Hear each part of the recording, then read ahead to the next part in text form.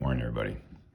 So we're in section 1.3, and again, I'll make the comment that follow the section numbers in the e-text, not the page numbers that are listed. There was some discrepancy between the page numbers and the e-text from the hard copy to the e-text. All right, so the biggie on this one is that I squared is equal to -1. We're dealing with the complex number system. The complex number system really we created it to be able to deal with the potential of square roots of negative numbers. And so we came up with this idea of saying, well, if we square our imaginary number, we should get -1. And that's actually the biggie. That's the one that sort of built everything. But if we walk through the powers, we have I to the 0 power is 1, because anything to the 0 power is 1 except for 0. 1, I to the first power is I to the second power is -1, I to the third power is really I squared times I, which is equal to -1 times I, which is -I. And then I to the fourth power is I squared times I squared, which is -1 times -1, which is I, or just 1. And really there's this thing called the standard form. And when you're talking about standard form, you write it as the real part plus the imaginary part. And we call the letter A, or the constant A, the real part, and the constant B. Saying constant's a little weird there because it's got the I attached to it, but that's considered the imaginary part. And then this line above the number is saying let's write it as its conjugate. So we're going to take the conjugate of A plus BI, that's A minus BI.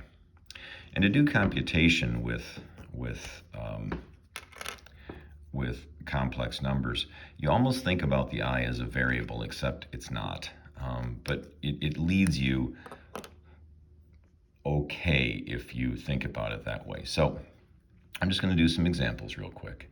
So we're going to take number 14, which is 3 minus 4i minus -3 minus 4i. And that subtraction sign is going to pass through, and it's going to change the -3 to +3 and the -4i to +4i. And a -4i and a +4i is going to drop off. They eliminate. And so we have 3 plus 3, which is 6. Okay.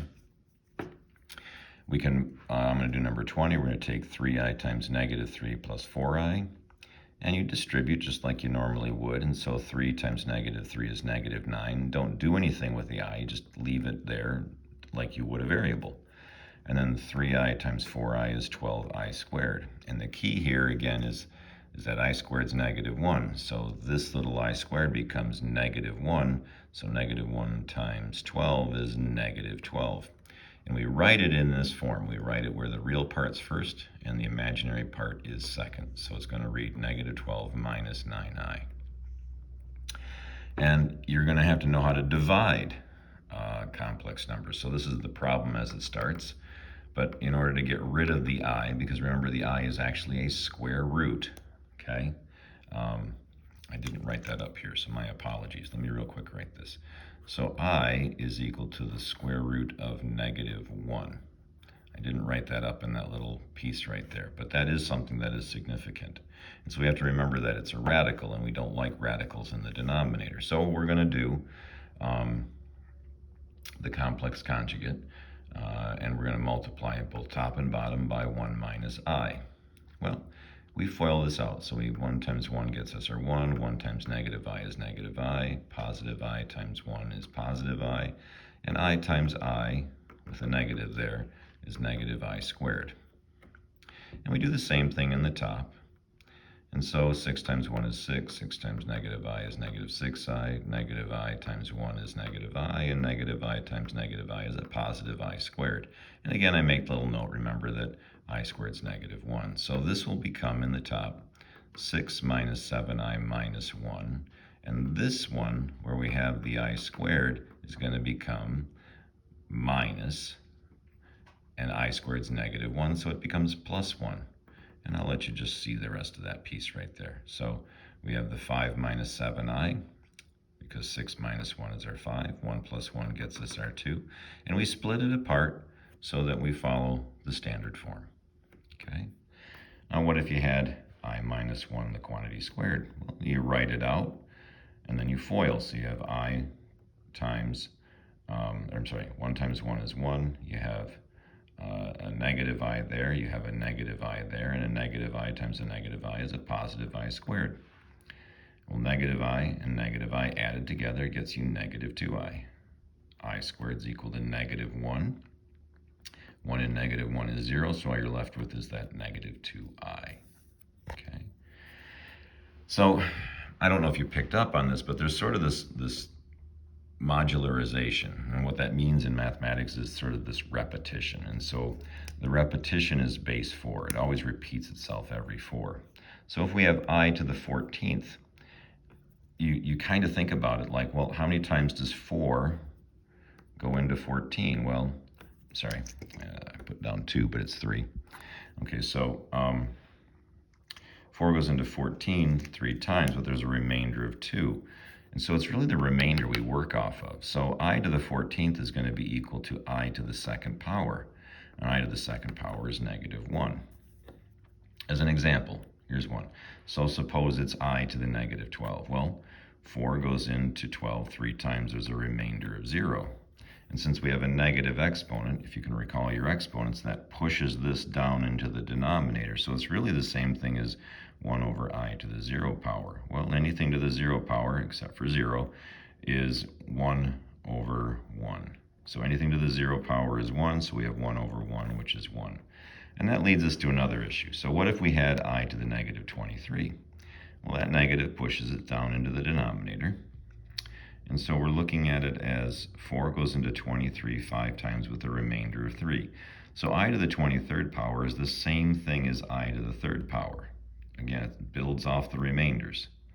So 1 over I to the 3rd power is 1 over negative I. Travel back up here real quick.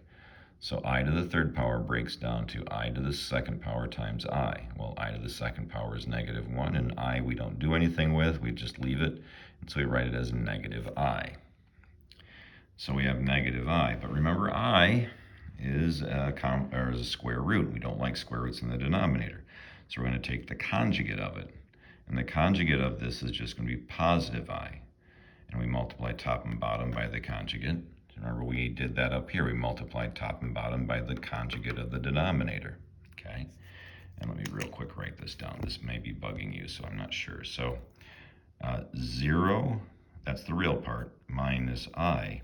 Its conjugate is 0 plus I. But I don't need to write the zeros. I can just write plus I and plus I. So 1 times I is I, and a negative I times a positive I is a negative I squared. Well, I squared is negative 1, and we already have a negative attached to it, so that becomes just a positive 1, so I have I over 1. What would happen if I had square root of negative 18? Well, I'm going to treat that negative, and I'm going to pop that out. I forgot to mention that. I have this up here. So the square root of a negative number, you make this positive, you just make it a positive, and you pull the I out. And you put it out in front, and that records the fact that this was a complex number or a negative number into the square root. So I'm going to bring this negative, make it positive, and put the I out.